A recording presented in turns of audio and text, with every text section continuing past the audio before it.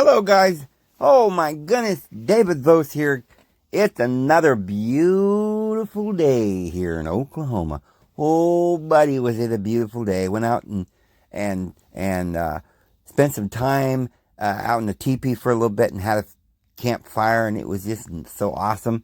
And so I got back a little late, got this video done, and I'm going to put it up. It'll get up just a little late, but it's going to be eye-opening, okay? Because we're literally starting to get to some of the stuff that we might be hoping to get to, you know? So in this video, we're going to go through how Christ is born, when he is really born, when he's really on the cross, and when he dies, and do we celebrate Christmas, and is Jesus, did he die in December, and do we start the year there, and all this stuff. It's really great. So, here we go. I suppose we should, get it kind of a little bit of understanding as to what is a year and why would we start it anywhere. I mean, it's a circle, right? Is there a place that we should start? Could it be that maybe they're right when they start the year in the middle of the winter? Well, you see, it goes around in a circle. So it really wouldn't matter where you start it. You might think, well, this is arbitrary. You could start it in October, August, January. It doesn't matter, does it? Well, yes, it does. You could have a few different places that you could start the year. Now, there are some natural places where you might start the year. You could start the year in at the end of Virgo, at the beginning of Libra, because as we said, that would begin the descent of the sun downward at the Southern Cross. And as we've said in the Old Testament, it says that there would be an evening and a morning the first day and an evening and a morning the second day. That would be the way that the Jewish people count their year when it's secular. Okay, they have two different years. They have a religious calendar and a secular calendar. The religious one starts with the spring, and they always start that with Passover. So they have the Rosh Hashanah. It's celebrated on the 1st of Tishri, which is the 7th month. Sometime in September or early October, which is somewhere around the autumn equinox. The Gregorian calendar, however, they start the year on January the 1st. Now, this is like the dead of winter. It doesn't seem like a very logical place to start the year, but it might be a logical place to start some particular phase of the sun, because it is a particular point where the sun has gone down to its lowest point. Because when the sun gets further away, it gets cold. Okay, so the sun has gone down, and some people say the sun then dies and it is reborn 3 days later on December 25th. It goes down on December 22nd. So, that's the winter solstice. Now, that started with the Julian calendar. However, remember, we know the Julian calendar as it was, or as it is, was not really made by Julius Caesar. Julius Caesar, we don't even know if his name was Julius. I mean, he was Caesar, or that was his title, because Caesar means Osiris in the Roman Latin, and therefore Caesar would be Osiris, and in Hebrew it'd be Lazarus or Lazarus. So why would Julius Caesar name himself Julius? Doesn't make sense, and I'll tell you why. Because Julius is what we have in our calendar as July. Now, the next month is August, and Augustus Caesar comes next. Well, August is more important than July. Why? Because that's the month that the sun rules over. You see, July and August are in the summer months, and each of the planets have a different place that they rule. Well, the sun rules August. Now, Augustus Caesar wanted to become great. And if you read the ancient history, you'll see that it looks like Augustus Caesar didn't like Julius. There's a lot of lies in our history that Augustus got rid of and burned all the books and refused to allow historians to write history correctly. So we don't really know all of this, but I will tell you the reason why I know that Julius Caesar did not start the calendar and do these things that they said. The calendar started with Julius Caesar, 45, 46 BC, because that's when his son, the great son of God, or, son of Ra, which would be a Pharaoh, which is the lineal descent of the Caesars through the Ptolemies back to the Pharaohs. And Cleopatra declared herself the reincarnation of Isis, and Caesar the reincarnation of Osiris. So that's why he named himself Caesar. So that was a title, wasn't his name. Well, when he had his child, they called that child Isa, which is named in the astrological star in Virgo. That star is there with a woman holding the Madonna child in her lap. Now, that was the ancient, in Egyptian they called him IESU or Chinus or Isa. And in India they call him Isa. In Arabic they call him Isa. Everyone knew the name of the child that would be born from the Virgo mother, Betula, or the Bethlehem, or the house of bread, Beth house, Lama, Beth Lama, which is bread, the house of bread. Now, someone the other day said that's actually the house of meat. No, that's what it means in Arabic. And the reason why it's different in Arabic from Hebrew is because lacham in Hebrew means bread, because the root of that word is to be burned or cooked. Something that is cooked or burned in the oven, or you have to cook it to eat it. Something prepared, processed food. Yahweh says, after he threw him out of the garden, the ground is cursed for thy sake, and it will produce nothing but thorns and thistles. And you will, by the sweat of your face, you will till the soil, and you will eat lacham until you die. So, instead of fruit that grows on the tree that you eat raw, now we're eating processed cooked food. Well, it came down to the Hebrews as bread because they cook bread. And it just became a word for food that eventually became a word for bread. But the Arabic, they eat a lot of meat, and they don't have a lot of agriculture. There's a lot of sand and dirt, and they would raise animals and sheep and stuff. And so it came down in their language as meat. Either way, it means a processed cooked food. So in Hebrew, this means Beth Lamak, or Lacham, Bethlehem, and so it means house of bread in our Bibles. And this is where we get the word Cham, like Shem, Cham, and Japheth. Shem, Ham, and Japheth. Bethlehem means the burnt one. So that's what that word means. And it does mean the house of bread. And the Virgo does display, she's got the sheaf in her hand, the wheat sheaf, and the seed in one hand. And she would produce the seed.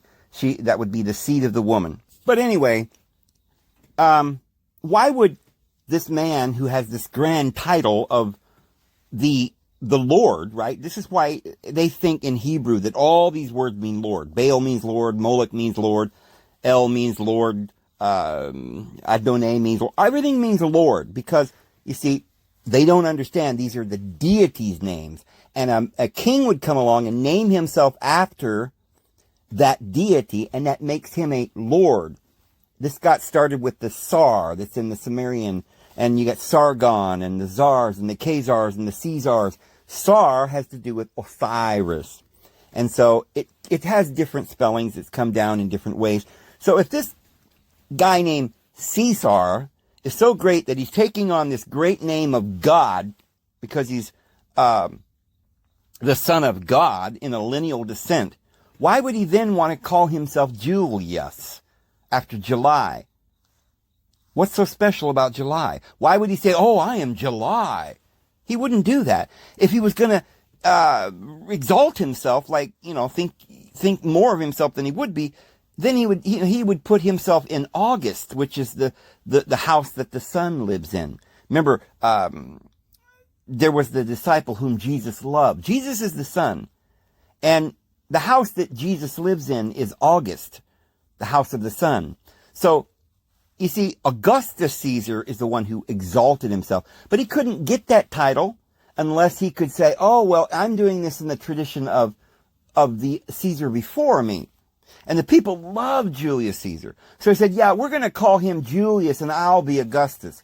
See, that wasn't done by Julius, my friends.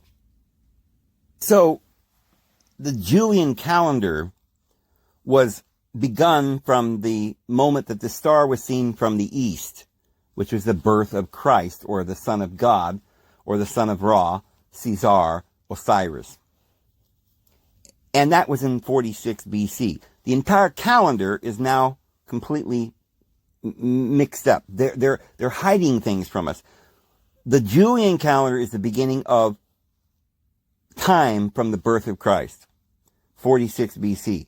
And the reason why it may actually be closer to 0 in reality, not 46, is because the Romans had a period of time where they calculated time between one king and another, and they retrograded some of these dates so that we really don't know when or what day or time period it is. And you see, it would take a great deal of time to go do a video on that subject alone, just to find out what year is the year 0, or there is no year 0, so it would be year 1. AD 1 and CE 1 is actually the same year, so this is how you end up losing a year when you're calculating time BC and AD. So, Julius Caesar had no reason to destroy ancient astrology. He wanted to preserve the ancient truths. He wanted to help the people. It was not him that come up with all of this inversion and upside down and backwards calendar so that we would never know what day or year or month it is, so we didn't know and understand astrology, to confuse the language, because the calendar is the language. The numbers are interconnected with the letters, and the letters are interconnected with the calendar. The 22 letters and the 2 vowels and the 24 and the 12 houses and the male and the female. See, each house had 2 rulers. Most people don't realize this today, but if you go back to the Olympians, there weren't just 12. There were 12 men and 12 women. There were 24 that ruled over Olympus. And Olympus is that mountain that is in the middle, which is the mountain of the Lord. That Olympus is the O or the L or the Elohim, you see. That these 12 houses and the 12 Olympians is the same story. So it wasn't Julius Caesar, but it was Augustus Caesar who gave himself the name of the Grand Augustus, that would be the house of the great sun, and he declared himself the Son of God, but he usurped that. You see, he claimed that, oh, we found a will of Julius Caesar, or they murdered Julius Caesar. Who do you think murdered him? Well, the Senate did, and they put in power someone that could continue the scheme, the little Ponzi scheme, so the Senate could have all these riches and power, and they made more taxation, and they sent the armies out, and they robbed and pillaged, and all that money went to Rome to build libraries and schools? No. Roads? No. It went to the Senate, into these rich billionaires' pockets, just like it's doing here in America. The senators and these individuals are raking in the money all around the world, and these gas and oil companies, and they're taking the American people to paying all these taxes, and it's going overseas.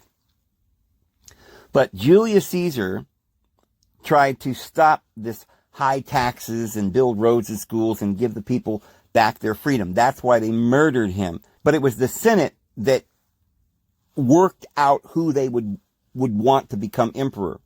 And they never wanted an emperor with very much power. They wanted the power to be in the hands of the Senate. So it was Augustus, once he became powerful, that tried to then exalt himself and call himself Augustus. And it was he that adopted what we now call the Julian calendar, which was a year of 365 days and 1 quarter. So now that is why he started the year on January the 1st, because those intercalendar year days of the year from the 25th of December to the January the 1st would make up kind of like as a leap year, like a few days to get back on schedule to make the calendar fit the solar year, to fit the festivals, and so that people didn't get screwed up and stuff like this. But what it actually did was confuse the whole calendar so much that we, from this point forward, don't even know our head from the hole in the ground. So Augustus Caesar decided to make a calendar start on the new moon. And he told everybody that the reason he was doing that is so that they wouldn't, because that would be, they would be able to celebrate the coming of the new moon, just like as if it was a solar calendar, because the religious calendar was a solar calendar, and all the festivals were celebrated with that in mind. Well, what he didn't tell them is that this was going to completely remove all understanding of where we were in time, because he was messing up the calendar. So this is where we get Christmas and the great celebration of Christmas on December 25th. And they would celebrate this great holiday from December the 25th all the way to the New Year. And then even to this day, we have this New Year's celebration. This is a tradition that is basically deceiving the world, because it's not the new year. It's a complete hoax. He told the world that the sun had been born. Well, you see, that kind of contradicts what the stars say. And we got to go by that, because remember we read that scripture in yesterday's video about was in Psalms 19, where it says that their line has gone forth into all the world. Their speech utters knowledge.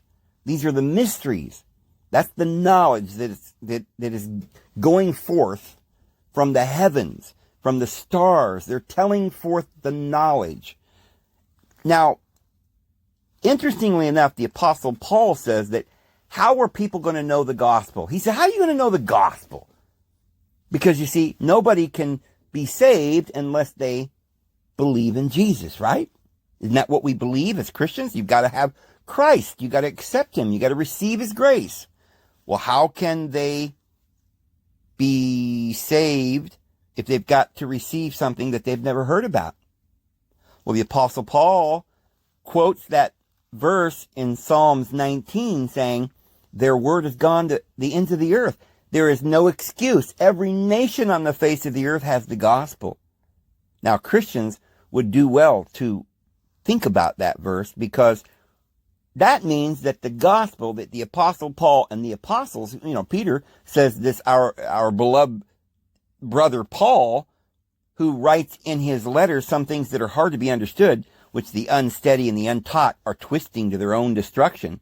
But he says, our beloved brother Paul, they gave each other the right hand of fellowship, and they had the great meeting in Jerusalem, and they put this letter, they made letters explaining to the congregations what the decision was that was handed down as a decree by James, the brother of the Lord. Why was he handing down decrees? Because he was the prince Yeah, the king, because his brother Jesus, who was the king before him, had passed away. He died. And so now James was king, and he was handing down decrees from Jerusalem. That's why Peter wasn't in charge there, because this is a kingdom. Peter had the keys of the kingdom, but it was a spiritual kingdom. It had nothing to do with the secular government of that place called Jerusalem, which was passing away, that old world that was passing away. So the Apostle Paul was saying that the world has no excuse. They've heard the gospel. It's gone out into all the world. And so he's basically verifying the interpretation that we gave about Psalms 19 being astrology, that the stars are declaring the glory of God and their speech goes forth unto the ends of the earth as the gospel in the stars. And there's no other way to look at that other than astrology, because if you just look up in the sky and see stars, you're not getting the gospel. Come on. But if you look up in the sky and you see the astrological characters that represent a story, which tells the story of the gospel, which is the virgin birth in Virgo, who has the seed, and the seed of the woman is going to produce the Christ, and there's the serpent up there, and Hercules wrestling, or Christ wrestling with the serpent, keeping him from the crown, and the scales of justice, and all of the different various constellations which depict pictographically the gospel. There's no other way to look at that. The Apostle Paul confirms it. They have no excuse because their words have gone out to all the world. So when Augustus Caesar started this calendar and declared that we're going to have this celebration of the birth of the sun, was he correct? Or was he lying? Was he obscuring the truth? Well, remember, Christ was born of the Virgo virgin. The Virgo is in September, not December. So Jesus was born. Now, maybe Jesus was born twice. Is the sun born more than once? And by the way, how is it that the sun is born when it's actually dying? Well, here's the thing. The sun is born twice in a way. Because, even Jesus told Nicodemus, which, by the way, that means demos is like democracy. That's where we get the word democracy. Nika means someone who gains victory. So Nicodemus was a one who declared that we will get victory by democracy. He was on the Sanhedrin. He believed in these things. And when he saw Jesus, he argued with him. He said, well, now, what are you doing, Jesus? Tell me more about this grace. Don't you understand? We got to have democracy. We got to have the law.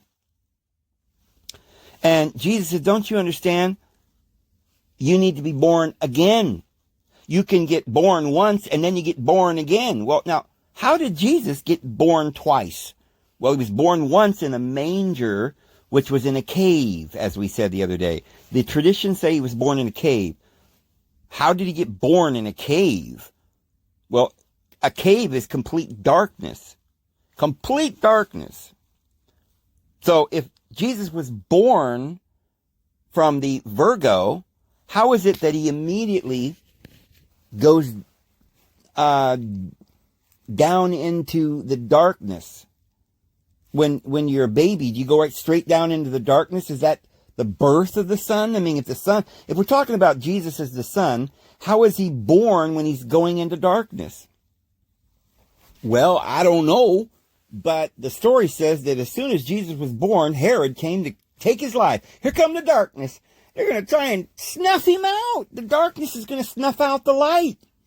So they had to flee down into Egypt. Well, that's that place of trouble in the wilderness, the desert where there's not going to be any food or water. You're going down there to get away because, nobody's going to go to the desert unless they're trying to get away from somebody. So they fled down there because Herod was trying to seek his life. So the very moment the child was born, the darkness was trying to kill him. So yeah, Jesus had to have been born right at the point when the darkness began. Of course, it wasn't all the way dark because it was just dusk. And so there's a process to his complete death. But he spends all this period of time at the bottom of the wheel in the darkness, and then he's reborn, which we call the resurrection, rebirth in spring. You know, spring is the time of rebirth. So Jesus was definitely reborn in spring. And so the cross on the, you know, there is a cross in the sky on the vernal equinox. And, you know, the original cross was just a equal distance cross, like a X inside of a circle. The Celts, the Hindus, the Mesoamericans, the Muslims, the Babylonians, the Persia, every nation on the Chinese, everyone, even the German swastika is the cross, the equal armed cross with the little marks going to the right to show that it goes, that the wheel is spinning clockwise. But it has to do with the spinning, and you take the circle and you cut it in fourths, because there are 4 seasons, and that makes a cross. And there's the solstice and there's the equinox. And so there is 2 crosses on both sides of the vernal or the spring equinox and the autumnal or the fall autumn equinox. And so there is also a star in the sky right above Libra, which is right at the autumn equinox in the sky. So Jesus had to then, when he came up over the horizon, passing over, that was Passover, that was considered the rebirth. He was coming up out of the darkness, right? The sun was reborn because it was dark, and now it's reborn. So when he died, went down into the darkness, had to have been, was it when he was born? Did he die and then get born? No, he wasn't. He was born on the September 22nd, and then he fled to Egypt, but it was that darn dragon that was after him that finally ended up killing him. Remember, it was Judas that betrayed him, which is Scorpio. So he hadn't even been murdered yet until he got down to the bottom of the wheel. So yes, Jesus died at the bottom of the wheel. He went down and spent 3 days and 3 nights in hell. Well, what did he do in hell? What is it that he ascended, but also that he descended into the lower regions of the earth? The only one thing that could be the lower regions is everything on the bottom of the wheel. There are 6 houses there, and there are 6 houses on the top. So when Jesus was reborn from the darkness, it means that he came out from this trial, you know, like Hercules, who had the 12 labors of Hercules. Because you see, Hercules had to go around through the 12 houses. But at the bottom of the wheel is the trial, is the tribulation, the 1,260 days. We're going to explain what that is. I'm sure we're going to take several videos to get to that. Put a hold on that. We're going to cover everything we can think of in these videos, this series, because we've got to completely go through it all so that, you know, I hope some of you can stay with me. I hope it's not boring, because we've got to finally figure this out. Okay? We've got to understand that, because you see, if the whole Bible's about astrology, then we better know what it is. And guess what? If it is about astrology, now we know why we haven't been able to figure out this book and have salvation, because we don't even know what it's about. If we finally figure out what it's about, and then we put it in our mind correctly, don't you think it's going to help? I think so. So, Jesus then was in darkness for 6 of the houses. Was he dead for 6 of those houses? No. He couldn't have died for all 6 of them. Part of the time was him going down into Egypt, and there's a bunch of trouble there. You're going to go down there, and there is a Pharaoh that knew not Joseph, right? There is going to be some plagues, and there's going to be some nightmares. And so, the struggles, you want to be at the top of the wheel. In spring, and the flowers are blooming, and you have the great spring wedding, and you can have the exaltation into the glory, and we're going to have the transfiguration on the mountain. See, there's a mountain on the top, and there's a mountain on the bottom. Horeb is in the light, and that's at the top of the wheel, and that is in Cancer. And then the Mount Sinai, remember, he said to Philip, I saw you under the fig tree. That fig tree, that's the tree of the knowledge of good and evil. The other tree's on the top. Philip means horse. Hippo, Philippo. Hippo, Philippo, means horse. It actually means a loving or a lustful horse, because it has to do with the lustful nature at the bottom of the wheel. Horses are known for their lustful nature. You can use your imagination as to why that is. And that's Cana. Remember the Sumerians talk about Cana being the tree of life? Well, not really the tree of life. As we said, it's probably the almond tree. But Cana was important to life. It was the sheath, the natzer, the cannabis, the city of reeds, or the city of cannabis. Cana is at the top. And that is in the house of Virgo. So this is why Virgo is holding the sheaf, the reed, but it's not a reed, it's a Cana. And if you were Hebrew, you'd know what Cana means. The Cana obos. It was, the 10 tribes took that commodity all around the world, and they continued with that word cannabis. And to this day, the root of that is Cana. If you go into the Sumerian tablets, it talks about the Cana plant, which was the tree of life. And if you look at some of these ancient cuneiform, you'll see this leaf with the, it looks like a cannabis leaf. And it's right on the cuneiform as the tree of life. Well, it was part of the tree of life. It was a herb for the healing of the nations. And remember, the trees of life produces 12 manner of fruit. So it isn't just one kind of fruit. Anyway, the tree of life is at the top of the wheel, and the tree of the knowledge of good and evil is at the bottom of the wheel. The mountain of the Lord, our Father in heaven, is at the top of the wheel. The pinnacle in Cancer. And the mountain of Yahweh, Sinai, where you got the law, which is under bondage, is at the bottom of the wheel. So if Jesus was born as he's going into the darkness, down into Egypt with his mother, because Herod was after him, then he hadn't yet died. He had to be betrayed. When does he finally die? Well, what is it that he ascended? And he's going to make the transfiguration on Mount Hermon in the north, right? Where he took his disciples and he was transfigured before them on Mount Hermon. That's in the northern part of Israel. The grand city of the great king. Well, what is it if he ascended that he's also going to descend? The Son ascends into the kingdom of heaven at the top of the wheel. And we're going to meet him in the air. But it doesn't mean we're going to meet him in the sky, because we don't have wings and we're never going to have wings, friends. We're human beings. You see, we're not going to meet him in hell, and that don't mean we're going to a fiery lake where we tortured forever. That's a symbol. It just means in the winter. It means when the world is in bondage to the darkness at night. It means the winter months when things aren't blooming and there's no food and you gotta, hibernate. But we're going to have the kingdom of heaven, not the kingdom of hell.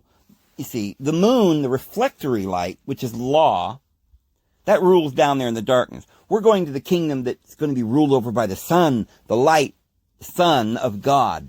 Okay, so Jesus didn't die as soon as he was born in Virgo. He goes down. So where did he die? Well, he died March 21st. Passover. Spent 3 days and 3 nights in the grave. And that was it, right? And then he was raised up from the dead. Okay. But that wouldn't make sense.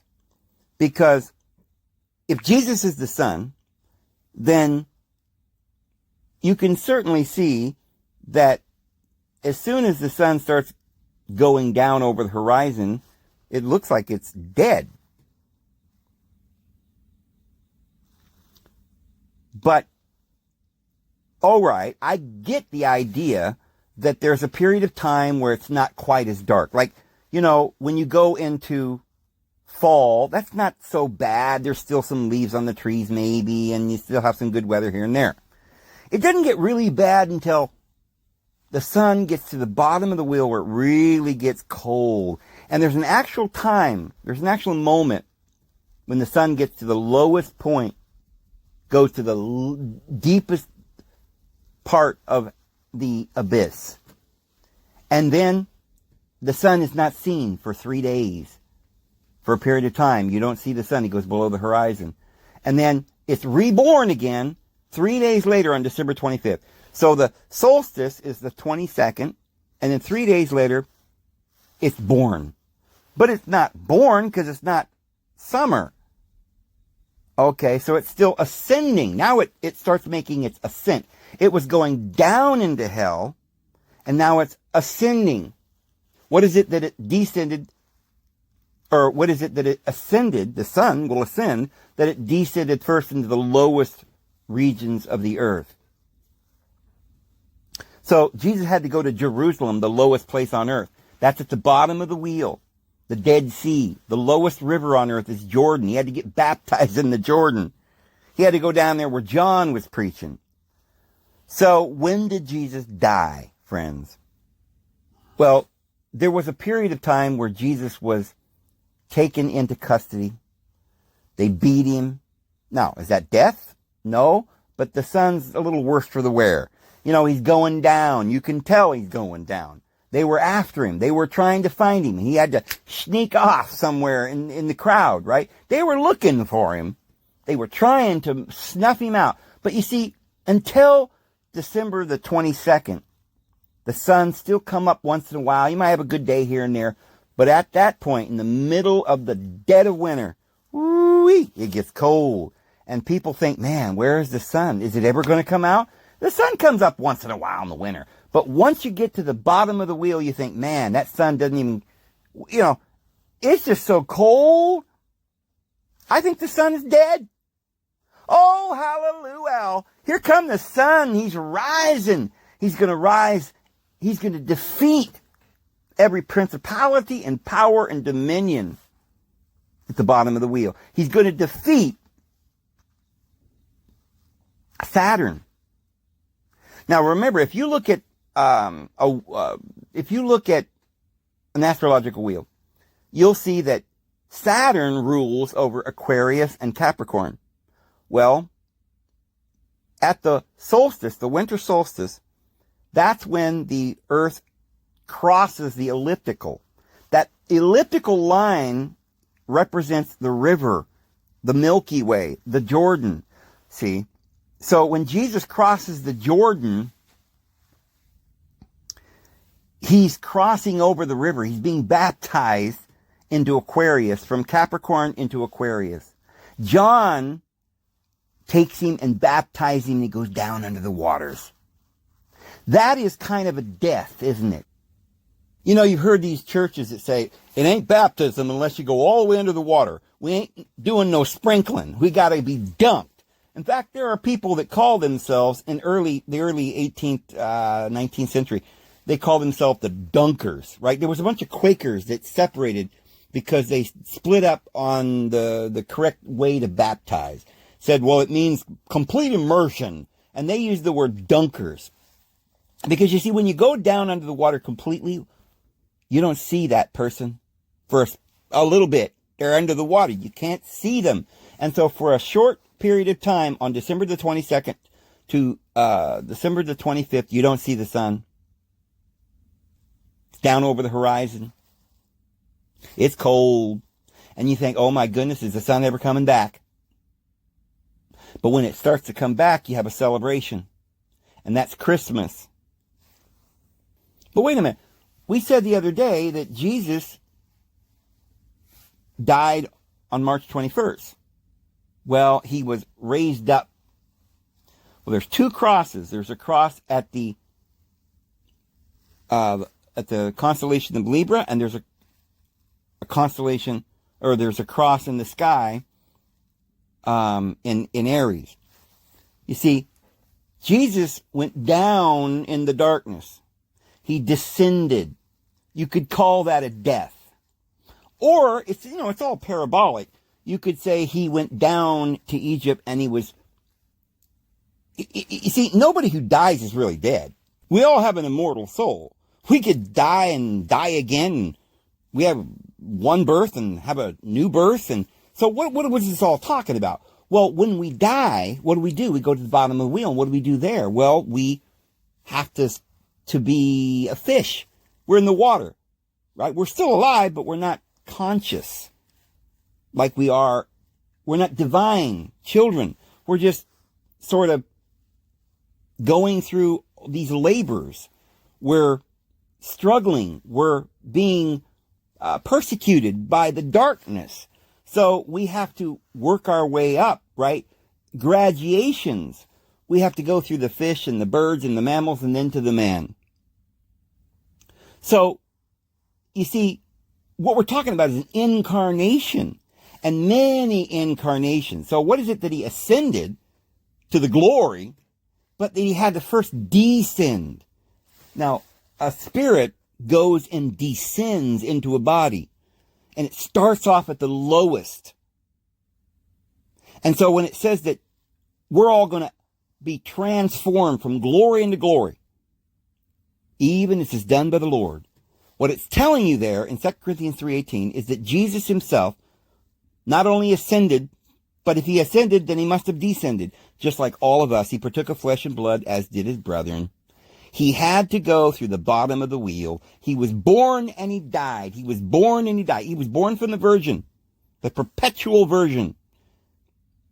And he had to go down through all these labors and become all these things. I know the darkness was trying to take him out, but we overcome it. And Jesus overcame it. So in a sense, the person that was born was Saturn. Saturnalius. It was the birth of Saturnalius. Look it up. That's what it was ever called. Jesus is not Saturn. Saturn is Capricorn and Aquarius. That's on the other side of the Jordan. So if you have 3 houses on the left side of the Jordan and 3 houses on the right side of the Jordan at the bottom of the wheel, at the bottom of Israel, then Sagittarius would be on the east side of the Jordan and Capricorn would be on the west side of the Jordan. And so Capricorn and Aquarius would both be on the west side of the Jordan, down there in the Negev or in Hebron, and you would start making your way up to Jerusalem.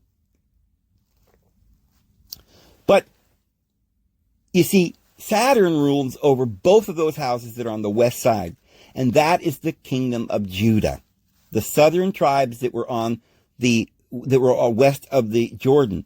On the other side of the Jordan, Qumran was down there. That's where John the Baptist was a baptizing, because that's the lowest point in the Jordan River. You had to go down to the lowest point. And once you did that, the Bible calls it the house of affliction, Bethany. That's what the word means, my friends. Bethany. And Bethsaida, which is the house of fishes. Jesus went to all these places on the circuit, or Galilee. And he was baptized of John in the river, and he went from Sagittarius over into Capricorn, and bam, there's the house of affliction, Bethany. And there, you see, is where Saturn, who afflicted him, was born, because that's where Saturn takes over that age. Before that, Jupiter ruled. So Saturn is ruling both houses. And the goat of Capricorn, the house of affliction, where Jesus the Son is not the house of affliction. Jesus the Son is not the goat, the fish goat, right? Capricorn, the pan goat. the devil. No, he's not Saturn. But he's afflicted by that house and going through that affliction and trouble. So, you see, Jesus had to have many lives and many births. You have to be born again. You have to be born from beneath and born from above. But you got to be born many times when you're born from beneath. The soul goes through many afflictions and many lives because there's karma that keeps us here. And it's around and around, an eye for an eye and a tooth for a tooth. So just like all of his brethren, you see, he was transformed from glory into glory, and he partook of flesh and blood as did his brethren. Jesus had to start from Virgo, which is all the way back to Adam, go down to this dark night, die and live, and go through the afflictions. And then finally he reaches this place where this affliction snuffs him out, and you almost thought he'd won. The devil had won. The sun went down for the last count. So in some sense, that was the death of Jesus, because at that point he began to rise. The sun began to get higher and higher in the sky. So the pinnacle, or the Mount of Sinai, where Moses took the children of Israel, he went through the wilderness. 40 years. See how everything is times by 10? I'll tell you why here in just a moment. Because in the circle, there's 360 degrees. And Jesus, when he was 30 years old, he was baptized and started his ministry. 30 degrees on the circle is one house. And so you go one house, 30 degrees, that would only be what? 30 days. But Jesus was 30 years old. So in the type, it's a smaller thing that represents something much longer. And so whenever the Bible has something like 40 days and 40 nights, it represents 40 years times 10. So in the Bible where it says there's 1,000-year reign of Christ, it's really 10,000 years, because there's 1,260 years, or 12,600 years on the top of the wheel and 12,600 years at the bottom of the wheel. The whole thing takes 2,520 years, which is 7 times. And the 3.5 times, the initial first understanding of the 1,260 days is all the period of time of the tribulation that we all went through at the bottom of the wheel. Yes, it's played out in a smaller version. When Christ was on the earth, he had 3.5-year ministry. And yes, the anointed are also going to have a 3.5-year ministry at the beginning and at the end of this age. And remember, this age is 1 month in the astrological calendar from the time that Christ was here. So that's 30 degrees. So you see, the children of God have now reached maturity at the end of this age of Aries, going into the age of Taurus. We're now 30 years old, and now we're going to have the Holy Spirit come down like a dove from heaven. This is my Son, the one whom I have chosen, my beloved, and the power from on high is going to be upon us, and we're going to have the Holy Spirit, the great latter rain, and we're going to reign for 1,000 years, no, 10,000 years, until the end of this entire thing. We're going to be exalted in Cancer. And we're going to have the great wedding, and we're going to do all these things. So when Jesus died on March 21st, that's a marker in the precession of the wheel, because that's when the sun is resurrected. And there is another type there, because there's a 3-day period where the sun seems to walk on the water, and that's talked about there in the Bible, where Jesus walked on the water. The sun, it just sort of bounces over the horizon like it's walking on the water right around springtime. I don't know if you've ever seen that, the spring and the autumn sun that's just so beautiful and huge. That's known as the sun walking on the water. But down there that goat Capricorn, if you look at the astrological sign and you look at remember there are 3 deacons in that house, and each of these deacons have names, and each of the stars that make up each constellation and each deacon constellation have names. There's many names. If you read the names, it tells the whole story. That goat is the sacrificial goat. Remember, in the book of John, it tells you, the first chapter he's talking about the Word made flesh and stuff, and in the second chapter he goes to Cana. Cana's at the top in Virgo. That's that sheaf that the woman's holding. And then he goes and he is taken into the wilderness, and he's tempted of the devil for 40 days. See, this is following the same cycles. And what did the devil do? He said, look at all of these kingdoms. If you'll just get down on your knees and do an act of worship to me, I'll give you all these kingdoms. You'll be the king. Well, you say, Jesus is already the king. All right, what did he get? That ain't much of a temptation. No, you see, at that point, Jesus had nothing. He was a mere man. He had emptied himself of the divine and took on the form of a slave. And he was now found himself in the fashion as a slave.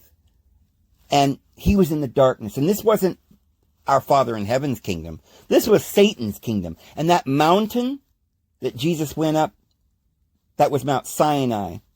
And, that was a burning bush. Who art thou? I am the God of vengeance, and I own all these things. And nobody becomes king on this earth, but I make him king. Because I make evil and I make good. I make the light and I make the darkness. I am God and there is none else. You'll get down and do an act of worship to me. See, Jesus had no authority in the kingdom of darkness. So it was that devil that snuffed him out, or almost snuffed him out, but Jesus went down there and conquered and nailed the law to the cross, his kingdom, his rules, nailed it. He conquered it, and he conquered the principalities, which is the archons, the titans that ruled, that the angels that sinned, and the powers and the dominions and the rulers. Yes, Jesus conquered the devil. And Jesus was a lamb, innocently died. Yes, he was. But that goat, that's the goat of Azazel. And it was the goat Azazel that they transferred all the sins of the people upon that goat and sent him off into the wilderness. Oh, that's the wilderness down there. Ain't no water down there, it's wilderness. That's not the goat of Christ. It's a sacrificial goat. Yes, it is. But it's not the Christ sacrifice, the innocent lamb. It's the goat who's stubborn and deserves every bit of his punishment. Because he says, I have not lost a one except the son of destruction, that the scripture might be fulfilled. So you see, Jesus went through the house, was tortured by that house of affliction. But he overcame it. So, did Jesus die on December 25th? It says, tear this body down and in 3 days I'll raise it up.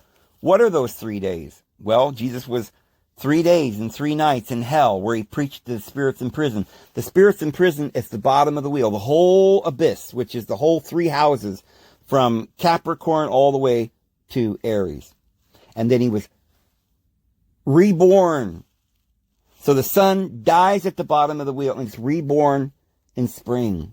The 3 days is that entire thing. So this concept that we have a great celebration on December 25th, that's actually scriptural, because we're celebrating the birth, or the sun which is ascending.